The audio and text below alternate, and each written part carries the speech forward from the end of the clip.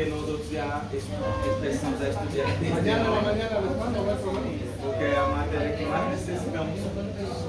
Mañana en la mañana, sí. Saliendo de aquí tranquilo a Venezuela, va a ser un poco complicado.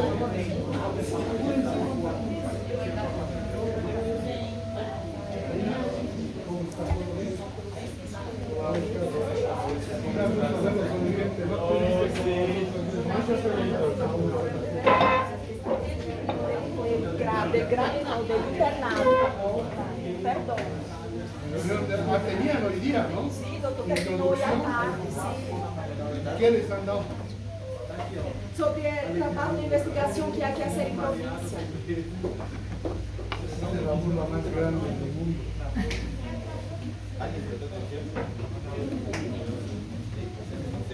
Bueno, lo que les decía, ha habido mucha mejora. Han visto que tomándolo en serio todos han mejorado. Entonces hay que seguir en ese ritmo. Hoy vamos a avanzar 2 clases. Doutor, na terceira classe eu não trabalho, né? Doutor. Sou da clínica, trabalho.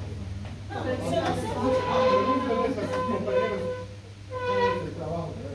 e como é que é? Não, não sai trabalho não. Eu não quero trabalho não.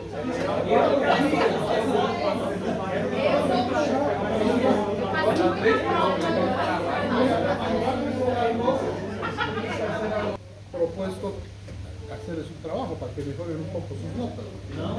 Pero, a ver, escúchenme. Si van a hacer un trabajo, tienen que hacerlo bien, no a la queta. No, o sea, no es cuestión de presentar y que yo les ponga los 15 puntos. No, los 10, o los 10, o los 5, o lo que sea. Si van a hacer algo, tienen que hacerlo bien. Ahora, es bien fácil. La mayoría decide. Estamos en democracia. Doutor, como é que é esse trabalho? ¿Ah? Como é que é esse trabalho? Explica. Faz baixo. ¿Cuál parte se Se eu quiser fazer essa Tem que abrir uma empresa de hospital, colocar o objetivo. Voltar para a Compañeros, les he dado trabajo. Eu não Tienen que crear una empresa. Tienen que crear una empresa de salud. Tienen que hacer todo el branding.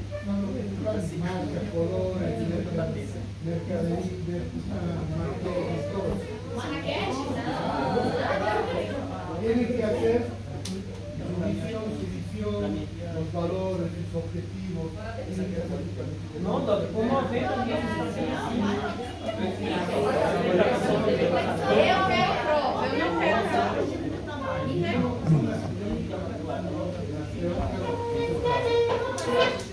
¿Por qué? Le explico por qué. Porque la clase de ahora que es el conocimiento que deben tener ustedes y demostrarlo al docente cuando estudia. En la práctica es diferente. En la práctica yo les enseño y ustedes me demuestran que han aprendido. ¿Cómo me van a demostrar que han aprendido? Haciendo bien sus trabajos. Así de simple. Aquí es demostrar el conocimiento que ustedes tienen sobre la materia. Por eso yo, entonces este es el 8º semestre, 7º semestre y nunca. La única forma de calificación ha sido su asistencia y la sigan.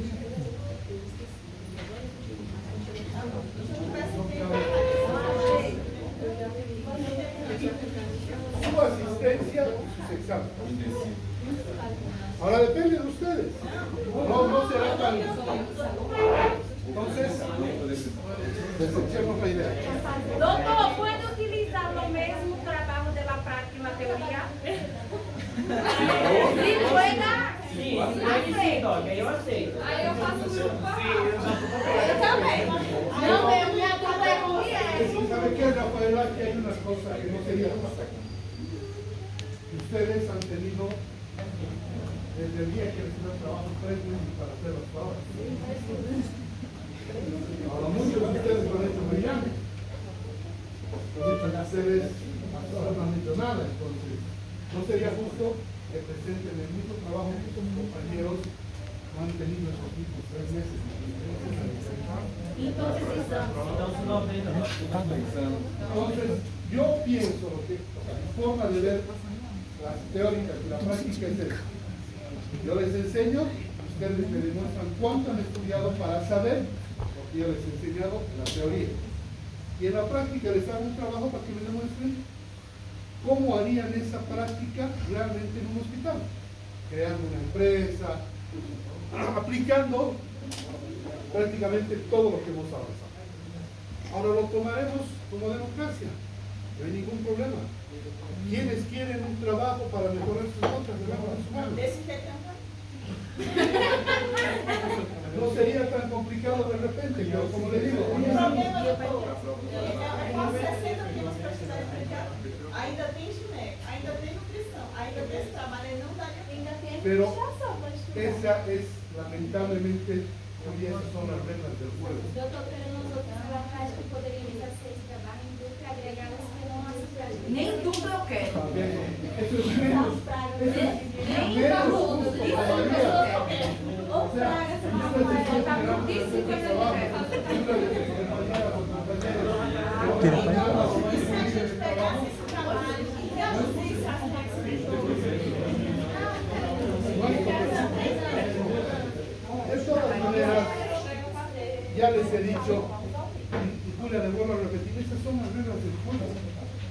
Lamentablemente hemos aceptado todos, ustedes y nosotros, las reglas del juego que nos pone la universidad. Y eso es lo que esta mañana justamente hablábamos con sus compañeros de práctica. Lo que pasa es que ustedes son muy pasivos. Si yo les digo, tírense por la ventana por 50 puntos, por orden de lista se van a tirar por la ventana. ¿Sí o no? 50 mais 100. O por lo menos, Doctor. Tá me parado. o por lo menos Doutor. el 80% lo va a hacer. Doutor, por 100 pontos eu pergunto quem eu mato. Por eso, Dá um colchão lá embaixo, que está bem es así de simple. aí eu vou, mas Y eso no debería ser así. Ustedes deberían estar aquí para estudiar y prepararse, entrenarse para ser médicos. Ese es el fin que tienen. Unos lo hacen conscientemente y otros lo hacen a la gente. O sea, la gente quiere decir, lo hacen por hacer. ¿Qué les pasa a los que hacen por hacerlo? Generalmente son los que están en octavo semestre, noveno semestre, repitiendo, ¿no ven? ¿Quiénes son los coherentes, conscientes que están por terminar? Los que están aquí presentes. Graças a Deus. Es el esfuerzo que ha hecho cada uno de ustedes, a su estilo, pero lo han hecho. Unos no duermen, ¿no es cierto? Otros estudian de tarde, otros estudian de noche, pero lo hacen. Este es el último toque. ¿Cuánto falta? Um mês. Un mes y medio, 2 meses y un poquitito para que ustedes sean médicos. Porque en el internado ya les he dicho, es el complemento de lo que es el internado. Nada más. Entonces, denle duro, no les queda otra. Hoy vamos a llevar 2 clases que vamos a avanzar rápido, que están ligadas la una con la otra, porque si no, no nos da el tiempo. El próximo jueves es feriado. ¿O prefieren que avancemos una parte hoy día y el jueves en la mañana avancemos una? ¿No? Não posso contar para mim. Todo lo que hemos visto hasta la clase anterior es la administración hospitalaria, es la gestión que nosotros tenemos que hacer dentro del hospital. Estas 2 clases que vamos a avanzar hoy día nos van a decir cómo vamos a evaluar esa gestión desde diferentes puntos de vista.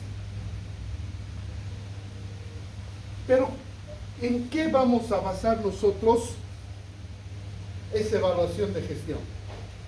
Vamos a evaluar en lo que se conocen como indicadores estándar de la calidad de la atención médica.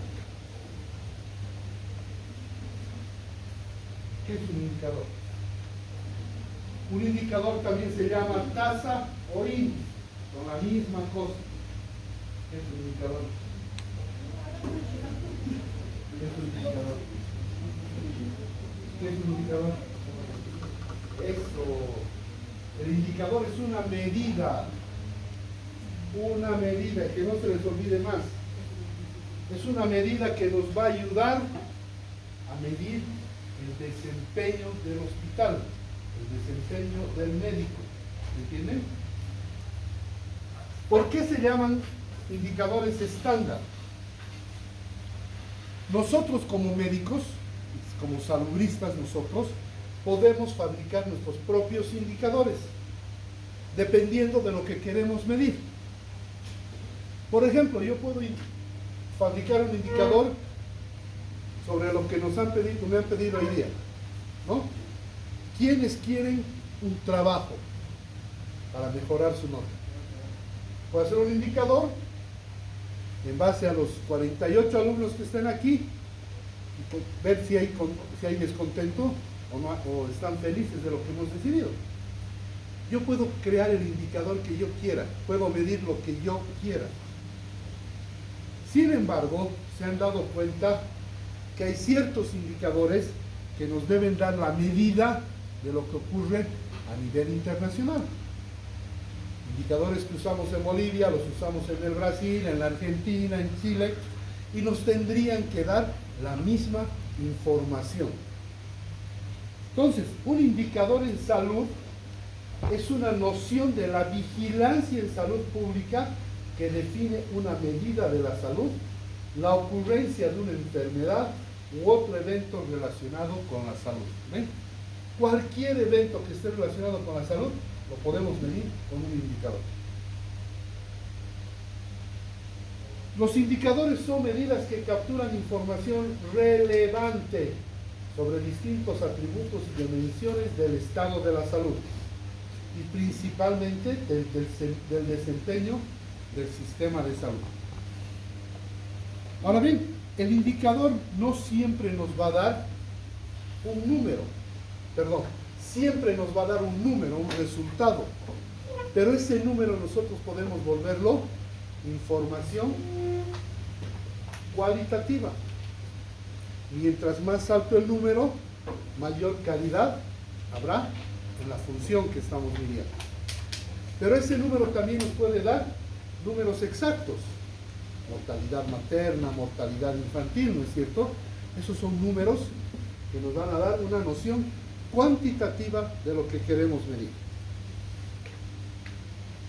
Estos indicadores, cuando están bien construidos y su objetivo está claro, nos va a ayudar a tomar decisiones en salud pública, tanto para nuestro hospital como para la población en general. Todo indicador, como todas las cosas que hemos visto en la administración hospitalaria, tiene características. Y las características de los indicadores son las siguientes. Tienen que tener disponibilidad. Los datos que nosotros vayamos a usar para construir el indicador tienen que venir de fuentes de información verídicas, fidedignas, reales. No podemos nosotros basarnos en una información, por ejemplo, de un estudio que haya hecho un grupo de estudiantes de la Univalle, por ejemplo. Eso no tiene rigurosidad científica. ¿Podemos hacer el indicador con esa información? Sí, pero si después lo hacemos con la verdadera información van a ver que va a haber una variación muy grande. Tiene que tener validez. El indicador tiene que medir lo que realmente queremos medir. Entre chiste y chiste les decía, si queremos medir la cantidad de papas, no vamos a incluir naranjas, ¿no es cierto? Entonces, tenemos que abocarnos a lo que se quiera medir realmente. Y esto de la validez va muy ligado con que tienen que ser específicos. Y es lo mismo. Si yo quiero medir la ocupación de las camas en un hospital durante una gestión, no me voy a ir por las salas o por la internación en general. Voy a ir a medir cuántas camas han estado realmente ocupadas en el hospital. Tienen que ser confiables. Y es lo que les decía al principio. Los datos que utilicemos tienen que venir de fuentes de información reales, tienen que ser fidedignos. Tienen que ser sensibles. El indicador nos tiene que mostrar información muy pequeña, información que nos sirva para mejorar nuestra gestión. Y esta sensibilidad va muy ligada con el alcance. Los indicadores deben ser globalizadores.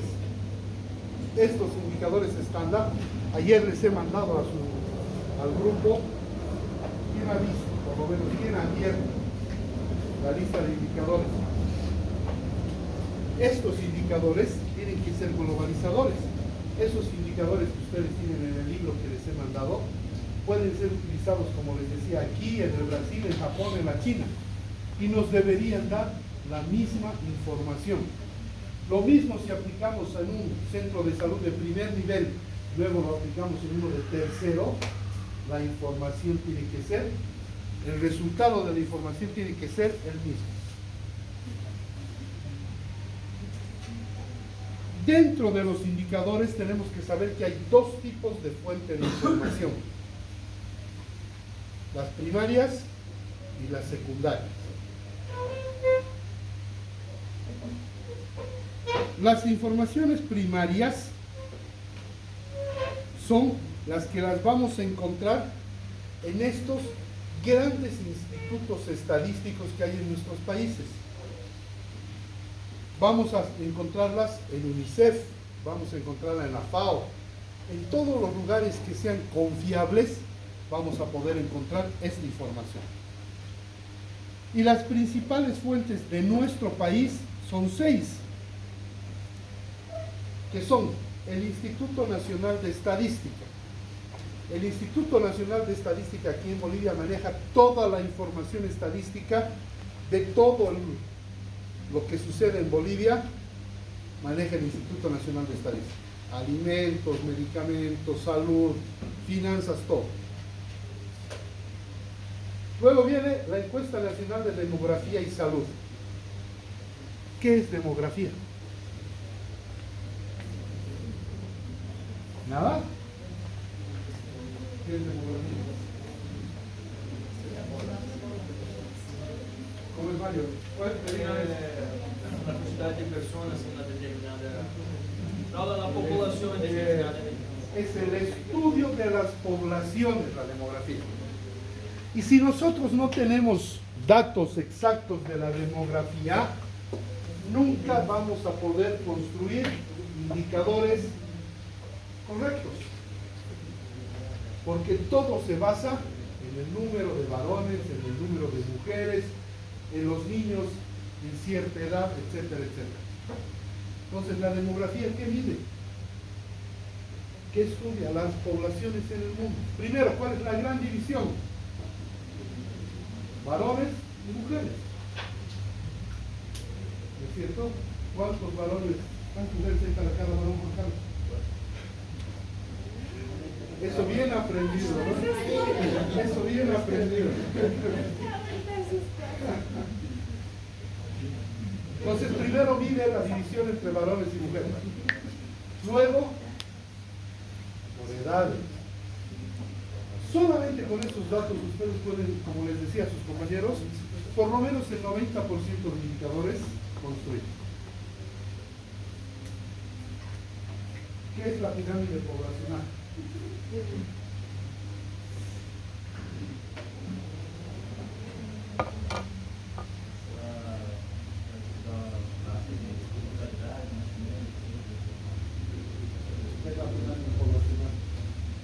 Nunca han visto la pirámide poblacional.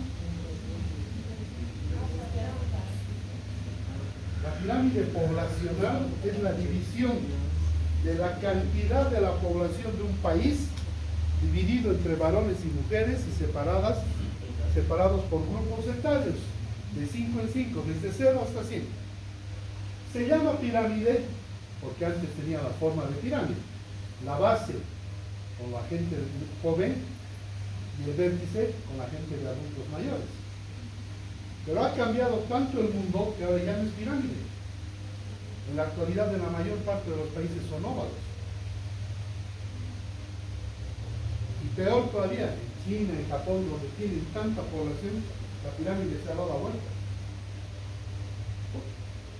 Fíjense qué tan importante es tener información de la demografía.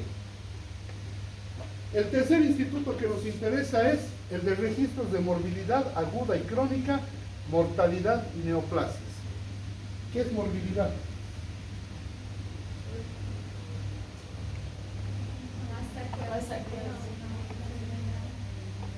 Buenas.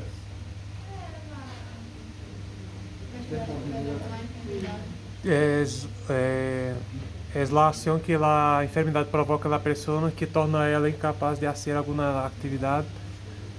Es la enfermedad que ataca a una población y nos dice cuál ha sido el efecto que ha causado en esta población.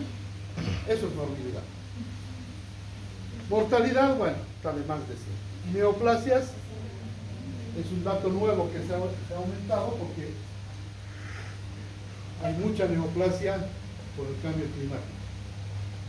Luego está el registro civil. ¿Quiénes han pasado ya aquí por el registro civil? Uno. ¿Es el único?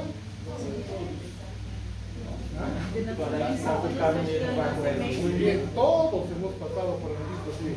Certificado de nacimiento, carnet de identidad, certificado de nacimiento, hasta por defunción tenemos que ir al registro civil. Luego está el Sistema Nacional de Vigilancia, de Salud y Vigilancia Epidemiológica. Estos señores estudian la historia natural de todas las enfermedades que ocurren en nuestro país en un determinado lapso de tiempo. Y finalmente están los datos de encuestas realizadas en la población, pero por instituciones, como les decía, UNICEF, FAO, la Organización Mundial de la Salud, etcétera, etcétera.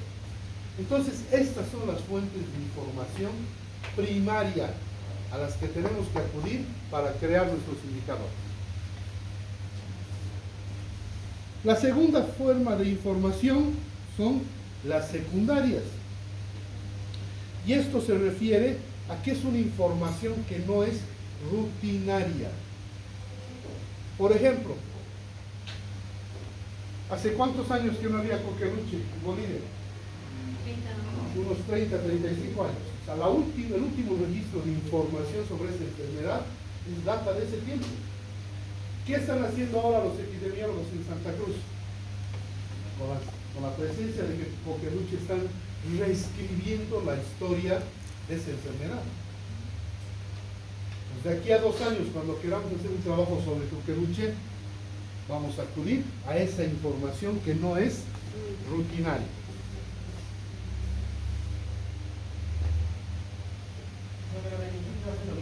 ¿Perdón?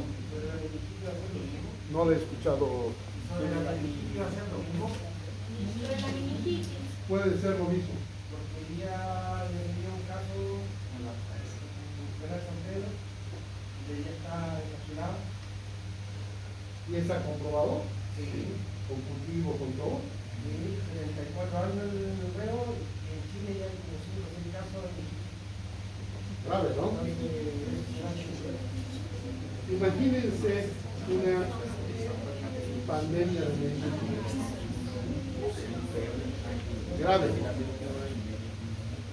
Entonces, estos indicadores los vamos a utilizar para estimar la magnitud y la trascendencia de una situación determinada, como se han podido dar cuenta.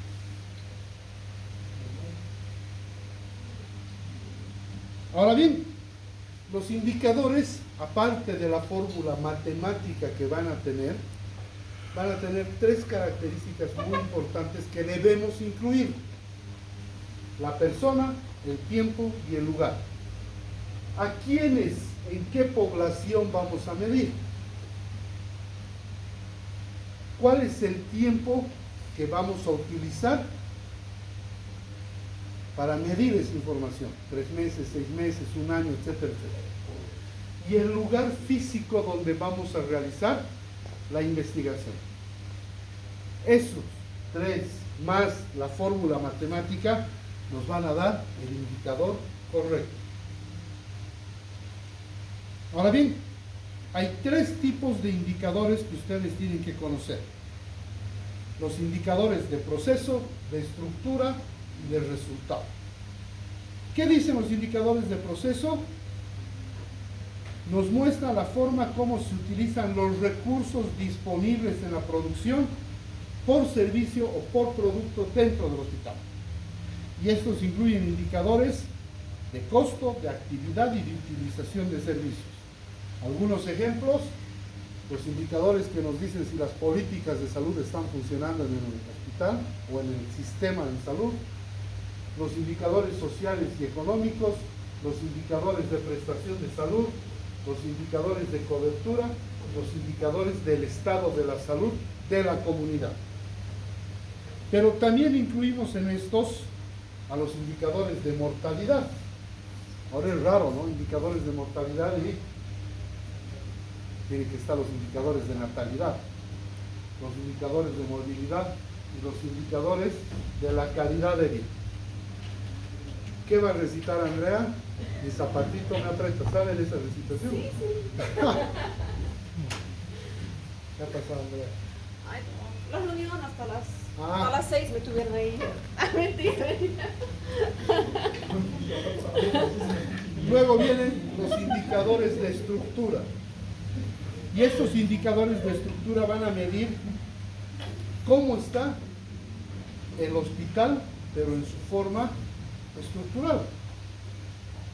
Si hay accesibilidad física a los hospitales, cómo está la oferta que le estamos dando nosotros a la comunidad, las condiciones de trabajo, la disponibilidad de sistemas de apoyo y la equidad en la distribución de los recursos humanos, de los recursos de salud.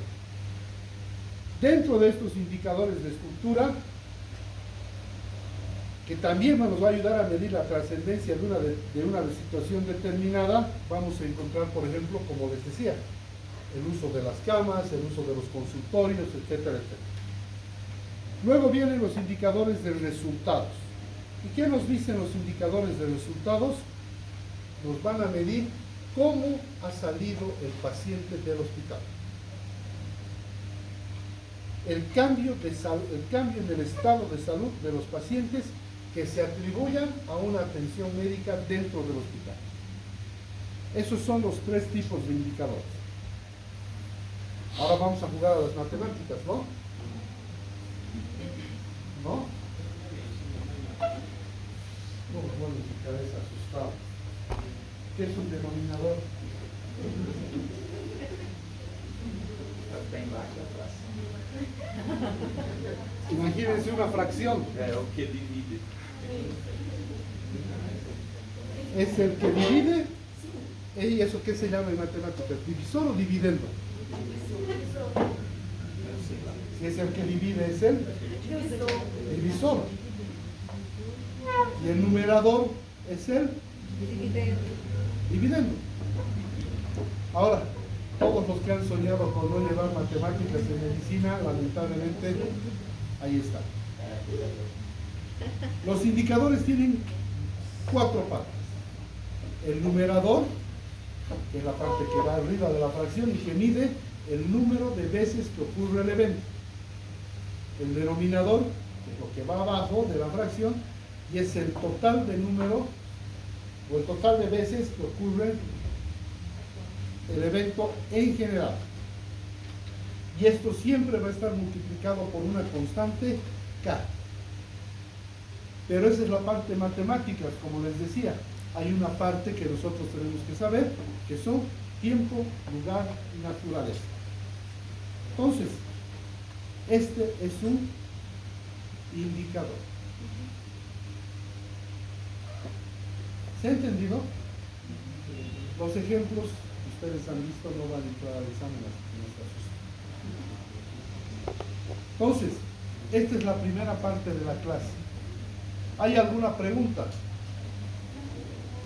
No, seguros.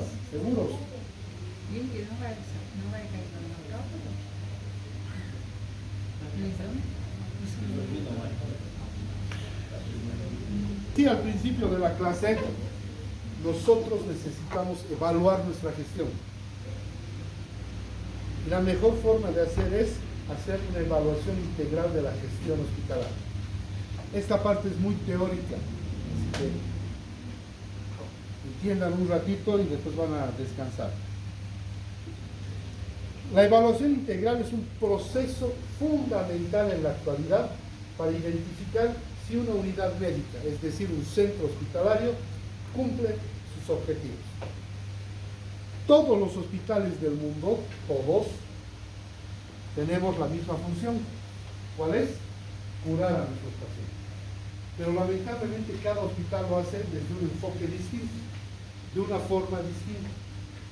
Entonces hay mucha heterogeneidad en el funcionamiento hospitalario. Y esta gestión, esta evaluación integral nos va a ayudar a saber primero cómo estamos por dentro nosotros, pero también nos va a ayudar a saber cómo están los otros hospitales afuera. ¿Para qué? Para que comparemos y sepamos exactamente dónde estamos. Si no hay comparación, lamentablemente no hay mejora. ¿Por qué? Porque si no tenemos con quién compararlo, nosotros nos quedamos en lo que hacemos y no sabemos si estamos bien o estamos mal. Entonces, esta evaluación nos va a ayudar a saber realmente dónde estamos parados como hospital. Pero no solamente eso. ¿Qué está de moda en todo el mundo ahorita? Venezuela, Argentina, Bolivia, Brasil. La corrupción. ¿Qué? Y es una moda antigua. Si no se escucha algo de corrupción todos los días, no vivimos felices, ¿no? Lamentablemente. Entonces, esta evaluación integral nos va a ayudar a transparentar el uso de los recursos que nosotros manejamos y al mismo tiempo nos va a ayudar a transparentar los procesos de rendición de cuentas para que nosotros estemos tranquilos. Pero también nos va a ayudar, porque se transforma en un instrumento poderoso, a fortalecer la toma de decisiones. Si nosotros sabemos cuánto hemos gastado, cuánto ha ingresado, cómo hemos manejado nuestra plata, si sabemos cuántas consultas hemos hecho, cuántas cirugías, ¿qué vamos a saber? Que nos está yendo bien. Y eso nos va a ayudar a tomar mejores decisiones para la gestión siguiente. ¿No es cierto? Ahora, cuando nos va mal, esto todavía es más importante. Porque cuando nos va mal es cuando mejores decisiones tenemos que tomar. Entonces, la medición del desempeño institucional requiere de un sistema de información confiable y oportuno. Es decir, si no tenemos como ahora un GIS, un sistema de información hospitalario, todo esto no tendría sentido. Porque ¿cuánto tardaríamos en recolectar la información para hacer esto? Meses, ¿no es cierto? Entonces, a partir de esto, aparte del sistema de información, tenemos los indicadores, que son los instrumentos que vamos a utilizar para evaluar el servicio. Estos indicadores nos van a servir de guías en el análisis del comportamiento de los procesos de atención médica. La evaluación integral es útil para 4 cosas. Distinguir las variaciones fuera de la normalidad. ¿Qué es normal para usted? Lo que habitualmente siempre. Exactamente. Lo normal es lo que habitualmente hacemos. La rutina que trabajamos todos los días. Eso para nosotros es, entre comillas, lo normal. Entonces es fácil darse cuenta cuando nosotros nos salimos de esa normalidad, ¿no es cierto? El día que se tienen que levantar más temprano, ¿están saliendo de esa normalidad o no? Sí, porque si usted está acostumbrado a levantarse a las 6 de la mañana y por algún motivo tiene que levantarse a las 4, está saliendo de la normalidad. Y esta evaluación nos ayuda a eso, a ver que la normalidad de nuestro hospital siga por el mismo carril y no se salga de lo normal. Esto nos va a ayudar a retroalimentar el desempeño. Porque esta mañana les decía, ¿qué pasa si hay un médico que siempre llega tarde, que nunca cumple con sus horarios, que en vez de atender a las 24 consultas que debería tener un día atiende 20? ¿Qué está haciendo ese señor? Está haciendo mal su trabajo. Entonces, ¿qué es lo que tendríamos que hacer con ese médico? ¿Ah? Definitivamente. Le damos una oportunidad más. Si usted no cumple, porque esa persona no solamente no está cumpliendo con su trabajo, sino que está afectando al funcionamiento normal del hospital. ¿Sí o no? Si retrasa, si yo tengo que trabajar después de usted y llego a mi consulta a las 6 de la tarde y veo que la mitad de sus pacientes están todavía esperándolo para que los atienda,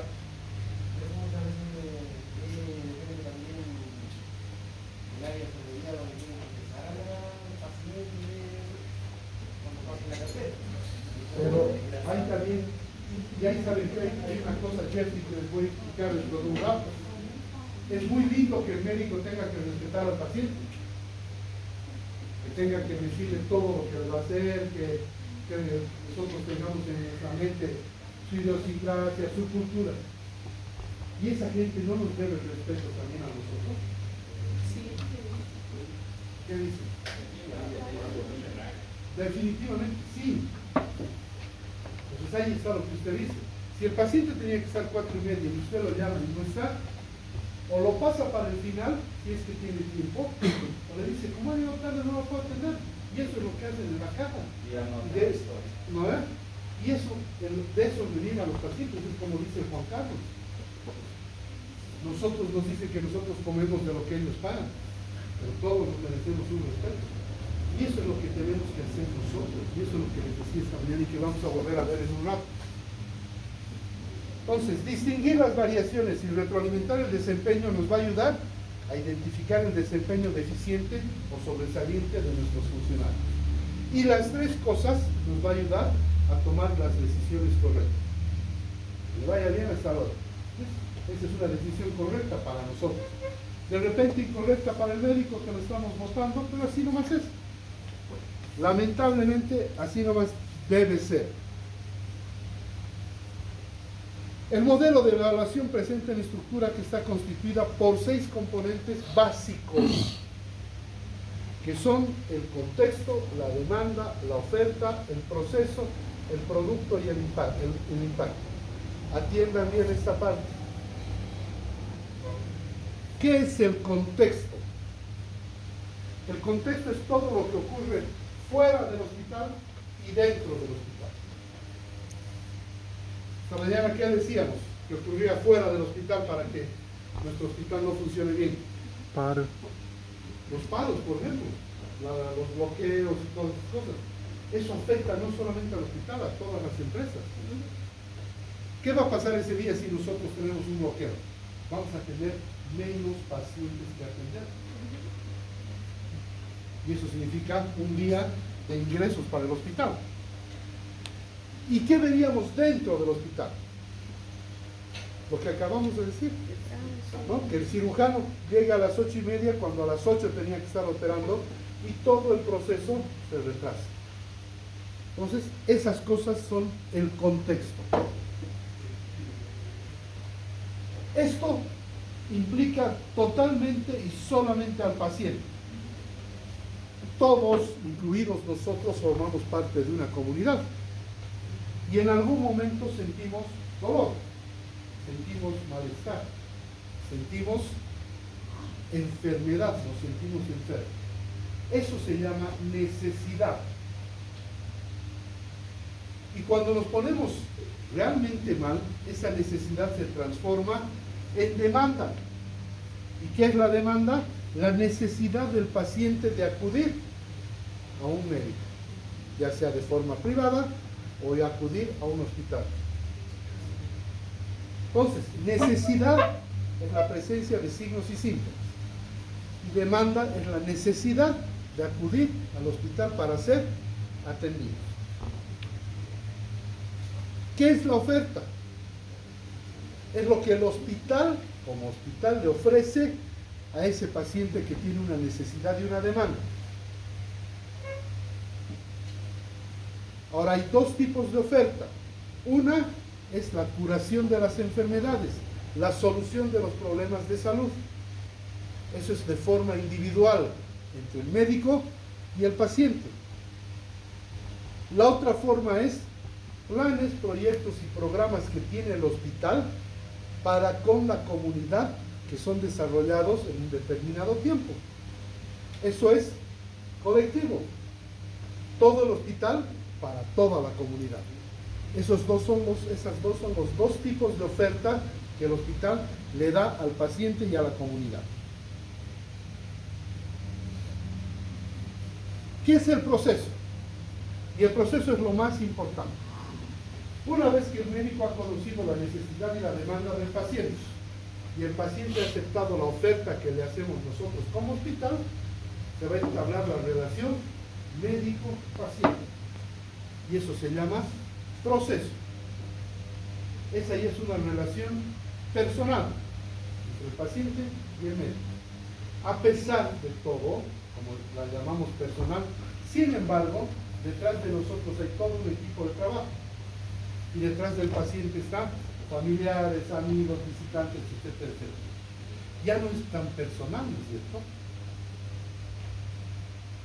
¿Qué va a pasar con ustedes en el internado dentro de 2 meses y medio? Van a tener un paciente que ha venido la abuelita, el abuelito, la tía, el tío, la prima. No van a ver toda la familia sentada en la sala de espera. Lo van a ver y el abuelito le va a preguntar, ¿cómo está mi hijito? Le tienes que contar al abuelito. Vas a hacer algo, vuelves, te vas a encontrar con la tía. ¿Cómo está mi sobrina? Y tiene que repetir la misma información 35 veces. Entonces fíjense que ya no es tan personal la relación médico-paciente. Ya se ha vuelto de un equipo de trabajo contra una familia completa, donde nosotros tenemos que tener la paciencia de informarle a esa familia las veces que sea necesario. Una vez que hemos solucionado o no el problema de salud, una vez que se ha acabado el proceso, tenemos que ver el resultado o producto. Y esto lo vamos a ver una vez que hayamos aplicado todas las prestaciones médicas al paciente. Ahora bien, el impacto o el resultado o el producto a veces no es positivo, puede ser negativo también. Hay 3 formas de resultado. Una, que el paciente se vaya a su casa sano, feliz de la vida. 2, que el paciente no sufra ni mejoras ni empeore. Y lo peor sería que el paciente empeore y llegue a morir. No siempre la solución es positiva. Para eso también tienen que estar preparados. ¿No es cierto? Este proceso de repente no resulta bien, por algún motivo. Tienen que saber que el proceso puede terminar en la curación del paciente, en que el paciente se mantenga igual a como ha entrado, o que el paciente se empeore y finalmente muera. Y luego tenemos que ver el impacto o el efecto. Y esto no lo vamos a ver de forma inmediata, lo vamos a ver pasado un tiempo. Nosotros como sociedad tenemos riesgo de enfermar, riesgo de incapacitarnos y finalmente el riesgo de morir. ¿Sí o no? Todos.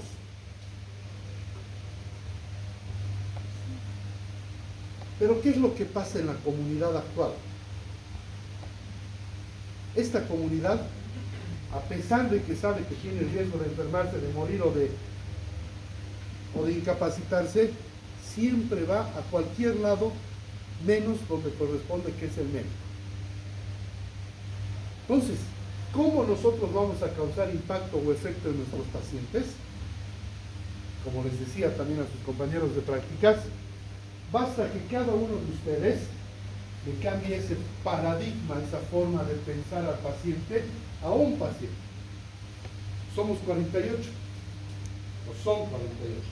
Imagínense que 48 personas les cambien la forma de pensar. ¿Cómo se va a multiplicar eso después? Entonces, con que cambien ustedes la mentalidad de una persona y que decida que cuando se siente enferma vaya al médico, haga uso de su necesidad y demanda, ustedes van a cambiar la salud en el país donde estén. Ese es el modelo de gestión, la gestión que hacemos para saber si hemos, como hospital, hecho bien las cosas o no. Ahora viene lo que significa la evaluación al médico como médico, que se llama evaluación de la calidad de la atención médica.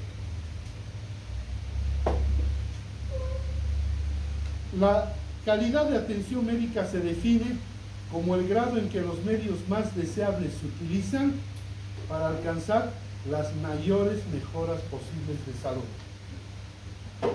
¿Cómo encontramos nuestros hospitales en la actualidad? Faltos de personal, faltos de insumos, faltos de equipamiento, faltos de espacio. Pero sin embargo, ¿qué hacemos como médicos? Con lo poco que tenemos, tratamos de curar a la mayor cantidad de pacientes. Es más, en algún momento van a llegar a poner plata de su billetera para curar a un paciente, si es que no lo han hecho ya. ¿No es? A eso se refiere la calidad de atención médica.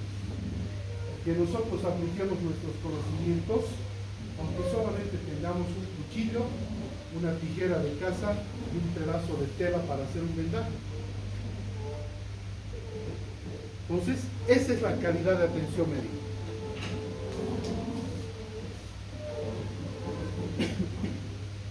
Ya más allá, es el grado en que los servicios de salud para las personas y las poblaciones aumentan la probabilidad de mejoras de los resultados en la salud que estamos buscando.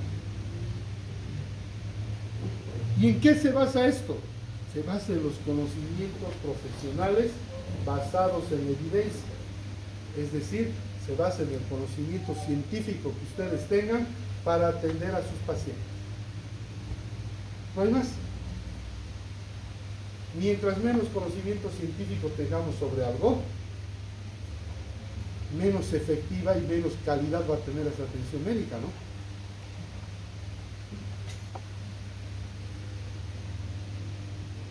La atención médica debe asegurar que cada paciente reciba el conjunto de servicios, diagnósticos y terapéuticos más adecuados para conseguir una atención médica óptima. Ya les he dicho el otro día, ni más ni menos, lo necesario. Porque a veces, por pecar de dar más o por pecar de dar menos, cometemos errores, ¿no es cierto? Para poder evaluar lo que es la calidad de atención médica, tenemos que tener en cuenta los atributos que caracterizan una buena atención de salud. Son 6: efectividad, eficiencia, equidad, oportunidad, que esté centrada en el paciente y que sea seguro. La primera de todas es que sea segura, y esto va relacionado con el principio de la ética médica que dice no maleficencia. Nosotros nunca vamos a dañar a nuestros pacientes y por lo tanto también tenemos que evitar que estos pacientes sean dañados debido a una intervención médica que se supone que intenta ayudarlos, ¿no es cierto? Por eso tiene que ser seguro. Ahora vamos a reír un poco. ¿Quiénes han rotado en la caja que no sean mis alumnos de práctica?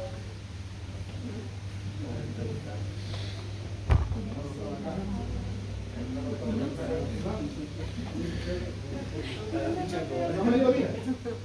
¿Qué pasa en la caja?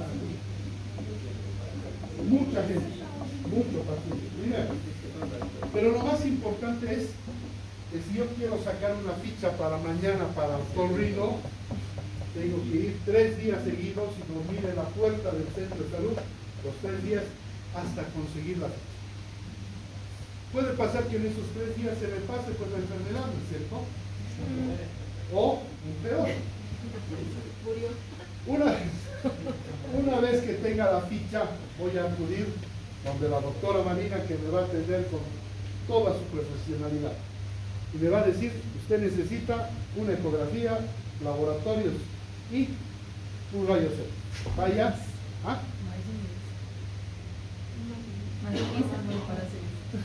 Pero esperen, pues que termine. Entonces la doctora me va a decir, vaya a hacerse programar. Bajo a programación y me van a decir, la ecografía para el 20 de enero. ¿Sí o no? Con suerte.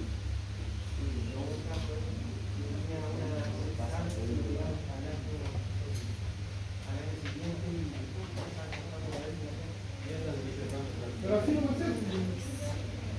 Sus laboratorios dentro de 3 días. Sus rayos X el 8 de diciembre.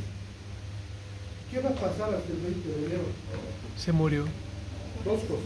O me sano por el enojo o me muero por el mismo enojo. Pero esto no es que me afecte como, bueno, me va a afectar como paciente porque algo me va a pasar. Si a mí me pasa algo como paciente, ¿a quién le van a caer? Al médico que ha dado las órdenes. La enfermera que ha programado hace su trabajo. Y en un libro me dice que la siguiente es el 8 de diciembre y no hay más. Y eso es lo que Jeffrey nos está contando ahorita. Que han pasado el examen para el próximo año y ¿de qué sirve? Entonces la atención médica tiene que ser oportuna. Dependiendo del tipo de patología o de accidente que haya tenido, tiene que ser oportuna. ¿Por qué? Las esperas y las demoras dañinas al paciente y al personal médico desaparezcan de una vez. ¿Me entienden? Tiene que ser efectiva. Debe proveer de servicios basados en el conocimiento científico. Si tenemos el conocimiento científico adecuado, el paciente va a ser beneficiado con una atención médica de alta calidad. Tiene que ser eficiente. De una vez tenemos que terminar con el desperdicio de equipo, de insumos, de ideas y de energía de los funcionarios durante la atención médica. Si yo le doy a una paciente que ha venido para saber si está embarazada o no, le doy pruebas, no sé, de enzimas cardíacas para ver si tiene un paro cardíaco, ¿estamos en lo correcto? Definitivamente no, ¿no es cierto? Entonces, ¿ahí qué gastamos? El equipo de laboratorio, los insumos del laboratorio, las ideas del personal de laboratorio, y peor todavía, gastamos su energía porque las hacemos trabajar o los hacemos trabajar sin motivo. Aquí vuelve a entrar lo que les he dicho ya varias veces. Lo necesario para el paciente, ni más ni menos. Tiene que ser equitativa, y esto lo hemos aprendido desde el primer día. A nosotros como médicos no nos importa el género, el origen o el estatus socioeconómico, nos importa el paciente. Y aquí es lo que hablábamos hace un rato, Jeff. Nosotros como médicos debemos ser respetuosos, responder a las preferencias, a las necesidades, a los valores de los pacientes. Nos tenemos que asegurar de tomarlos en cuenta en todas las decisiones clínicas. Esto es de parte de nosotros al paciente. ¿Y qué hay del paciente hacia el médico? ¿Ustedes creen que deberíamos aguantar que David nos trate de enseñar medicina a través de Google? Perdón, ¿ustedes creen que deberíamos aguantar? No, porque es una falta de respeto a una persona que se ha matado estudiando. ¿Sí o no? Entonces, no sé si han visto en algunos hospitales ya existe eso, derechos del paciente y derechos del médico. Y ahí es, Jeffrey, lo que hablábamos. Si el paciente no se presenta a tu consulta y quiere que lo atiendas el rato que te está haciendo, ¿es correcto? Nosotros también tenemos vida, ¿no? Aunque parezca que no.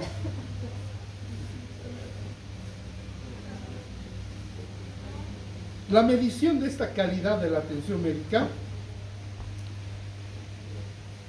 también se la hace por un sistema que ha sido inventado por este señor Don Adelian también. Y también incluye estructura, procesos y resultados. ¿Qué vamos a ver dentro de la estructura? ¿Qué me pasa esto? Ahora sí. Lo primero y lo más importante en cualquier empresa y en cualquier hospital son los recursos humanos. Si nosotros tenemos buenos recursos humanos, el manejo de la tecnología, el manejo de las finanzas, de la estructura física y del sistema de información va a ser óptimo. ¿No es cierto? Si no tenemos buenos recursos humanos, el manejo de todos nuestros recursos va a ser regular, malo, pésimo o nulo. Entonces siempre tenemos que tender a tener la mejor calidad de recursos humanos. Dentro del proceso pasa lo mismo. Tenemos que tener al mejor personal que atienda a los pacientes. Y esos son ustedes. Pero al mismo tiempo hay pacientes y como les decía, cada uno tiene por detrás algo que le sigue. Nosotros como médicos tenemos que tener precisión. ¿Qué pasa si nos equivocamos en un diagnóstico? Mal tratamiento. Y viene el marido de la señora y encima te... ¿Sí o no? Eso es un chiste, pero eso es lo que pasa. Entonces tenemos que tener precisión en todo lo que hagamos. Tenemos que tener conocimientos de los procedimientos. ¿Qué pasa si un cardiólogo no sabe hacer una prueba de esfuerzo? Un electrocardiograma. O más aún no sabe leer un electrocardiograma. A ver, seamos sinceros. Levanten la mano los que saben leer un electrocardiograma. Yo no levantaría mi mano. Porque yo veo el electro y para mí parece rayas que suben y bajan. De verdad. De verdad. Es una de las materias que nunca me ha gustado en la vida hacer caso. Ahora, es absurdo lo que estoy diciendo. Yo debería tener una idea muy clara de lo que es un electrocardiograma, ¿no es cierto? Pero lamentablemente es así. Entonces, fíjense que el conocimiento científico siempre es básico para cualquier cosa. Y tenemos que tener comunicación. Y eso es lo que necesito 10.000 veces que a su generación les falta. Si ustedes no se pueden comunicar entre ustedes porque lo hacen mediante esto, estando lado a lado,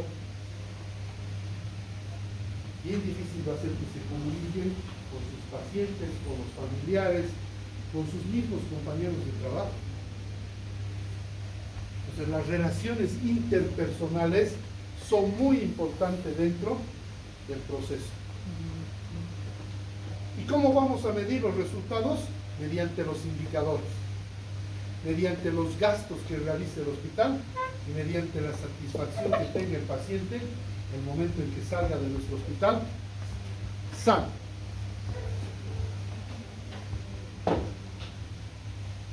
Las siguientes es lo que ya les he explicado de la estructura, ya les he explicado del proceso, ya les he explicado ahora del resultado.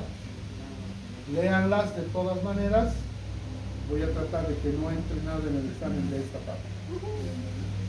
Pero de la parte de colores sí, ¿no? Entonces, ¿a qué equivale la estructura y el proceso? La estructura equivale al 25% del total de la calidad de atención médica. El proceso, la relación médico-paciente, equivale al 75%. Y la suma de estos dos obviamente nos van a dar los resultados.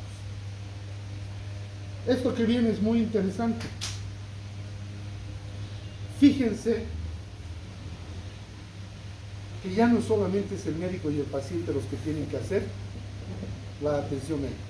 Están los pacientes con todo su séquito, estamos los profesionales de todas las áreas de salud y también está la administración.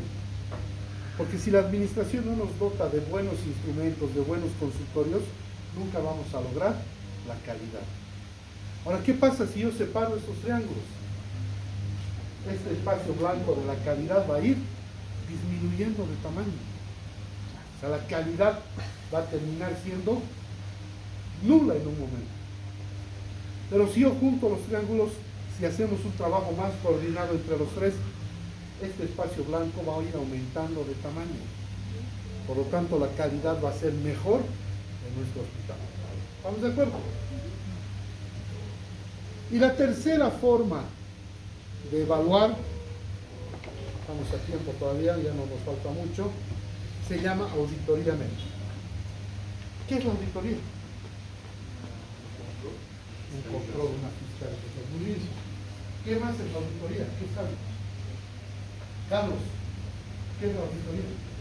Bien.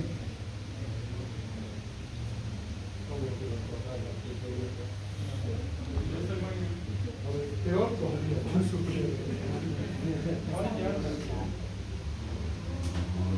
La auditoría médica es, como decía, ¿cómo se llama usted? Es como nos decía David, es la fiscalización que hacemos sobre el trabajo que realizamos dentro del hospital. Nosotros nos imaginamos la auditoría médica como a un médico auditor revisando las historias clínicas de los médicos y ver si han hecho macanas o no han hecho macanas, nada más. Pero no es así. La auditoría médica también es conocida como evaluación médica, es un proceso de investigación y evaluación de la calidad de la atención médica. Donde nosotros los auditores médicos vamos a comparar la calidad observada, es decir, el trabajo que los médicos realizan, y la vamos a comparar con la calidad esperada, es decir, con lo que está escrito en los libros. Lo que ustedes hacen versus lo que nosotros ya sabemos que debería ser. Esa es la auditoría médica en realidad. Esta auditoría médica puede ser realizada en dos formas. La auditoría interna, cuando el auditor médico pertenece al hospital y realiza una auditoría a sus propios compañeros de trabajo. Pero algunas veces, cuando hay problemas muy graves o muy grandes, tenemos que acudir a la auditoría externa. Y en ese caso vienen representantes del CEDES o del Ministerio de Salud a hacer la misma auditoría que hemos hecho nosotros. Lo lógico es que se encuentren resultados parecidos, pero eso depende mucho del método con el que se realiza. ¿Cuáles son los objetivos? Obviamente el principal objetivo es lograr una mayor eficiencia y efectividad cuando nosotros como médicos otorgamos la prestación de salud. Va a vigilar la calidad de la atención, va a vigilar que nos sujetemos a normas básicas de universalidad, a la óptima calidad, a la oportunidad del paciente, a la disciplina del médico y a la ética que nosotros vayamos a emplear mientras hagamos la atención médica. Otro objetivo es controlar la práctica del profesional médico en la relación a la calidad de la atención que se imparte. Y esto es muy importante porque se refiere a nuestra capacidad profesional, a nuestra responsabilidad profesional, a nuestra disciplina, a cumplir los horarios, a ser honestos y a aplicar la ética profesional en todo momento. También se trata de una crítica constructiva que impulse a una estimulación entre los profesionales y los servicios de salud y conlleve a un proceso de autoevaluación. Celeste, ¿a usted le gustaría que le hagan una auditoría médica?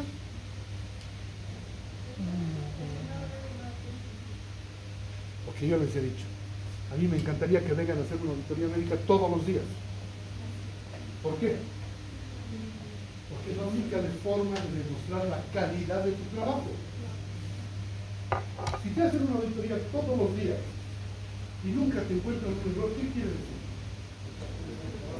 Que estás trabajando con la calidad que deberías hacerlo todo el tiempo. ¿O no? Entonces a eso tenemos que entender, a que el auditor médico esté sentado al lado de ustedes en su consultorio. porque nunca les va a encontrar absolutamente nada. Entonces, hay tres tipos de auditoría médica. La profesional, que es la que estamos hablando. Que quede muy claro, para que no se pongan en contra de los auditores. El auditor médico no los va a ir a atender como personas, no va a ir a atender como Andrea, no va a ir a evaluarlos como Andrea, como Marina, como Moacir. Yo como auditor médico voy a ir donde ellos y los voy a evaluar como la doctora Andrea, como la doctora Marina y el doctor Moacir, casi digo la doctora. Entonces, no se puede ir contra la persona, sino contra su profesionalidad. Eso es lo que vamos a evaluar.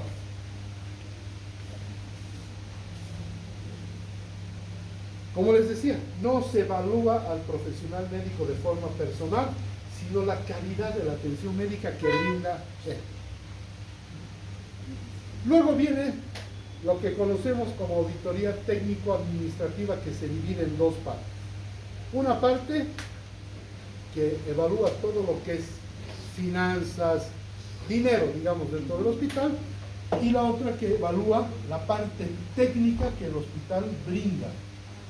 Cómo están nuestros equipos, cómo están nuestros insumos, cómo es la calidad técnica del personal que trabaja en el hospital.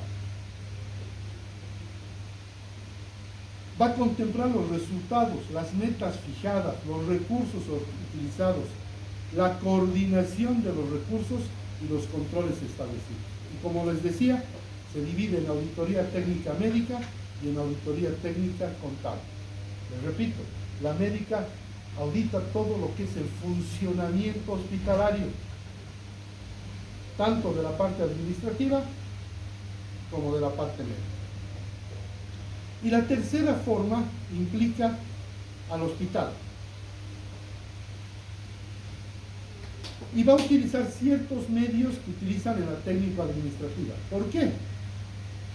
Porque va a evaluar el funcionamiento del hospital desde el punto de vista profesional, pero global, de todos, no solamente de un medio. Los objetivos de este tipo de auditoría son correctivos y de docencia. Y va a evaluar operativamente el proceso de la atención médica a través del análisis de registros médicos y revisión de casos. Muchos de ustedes han participado ya en esto de revisión de casos especiales en un hospital. ¿Nunca? Normalmente, ¿qué se hace? Se junta a todos los estudiantes que van con el internado de quinto año, que son los que normalmente están más inmiscuidos en el problema hospitalario. Estamos todos los médicos y docentes del hospital, está el director, en fin. Y se preparan casos especiales. No son casos rutinarios, no vamos a hablar de un parto, digamos, ¿no es cierto? Porque ya todos sabemos la rutina del parto. Pero como decía Jeffrey hace un rato, podemos presentar ese caso de encefalitis. Y normalmente y lamentablemente los que presentan el caso generalmente son los internos. Vaya o casualidad, ¿no? El interno tiene que saber el dominio de la historia clínica, el dominio del paciente, pero aparte tiene que saber toda la información, toda la historia natural de la enfermedad, como es la encefalitis o la meningitis. Complicado. Y eso se presenta delante de todos. Y como ustedes no están acostumbrados a hablar delante de mucha gente, se complica más todavía la cosa. ¿Usted tiene miedo de hablar delante de gente? ¿No? Hay gente que tiene pánico escénico, que se llama, ¿no? Ven mucha gente y se paraliza. Tienen que empezar a perder porque les van a hacer cosas evidentemente. Esa es otra forma de auditoría médica, donde estamos evaluando el funcionamiento general del hospital. Desde el momento en que ha llegado el paciente hasta el momento en que ha salido del hospital por cualquiera de las tres formas que sea. ¿Ha funcionado emergencias? No ha funcionado emergencias. El neurólogo o el neurocirujano han atendido rápidamente al paciente, lo han operado en el tiempo preciso. Todas esas cosas se evalúan en esta parte de la auditoría médica hospitalaria.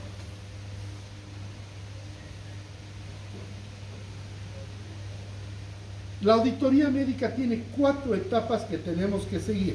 Estas 4 etapas son, como en toda la gerencia hospitalaria, la planificación.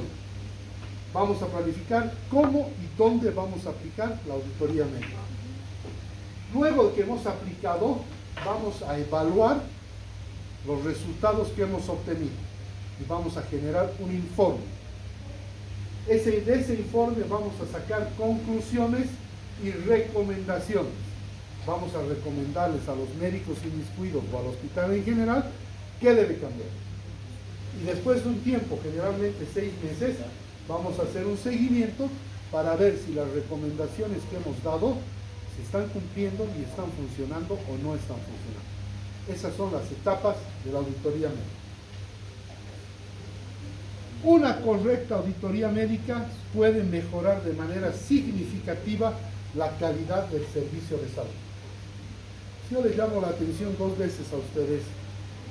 Doctor Andrea, no ha firmado, firme. No ha puesto su sello, selle. No ha puesto hora y fecha, póngala. Va a llegar un momento que no me va a querer ver, ¿no? Y para no verme, ¿qué tiene que hacer? Tiene que cumplir, pues.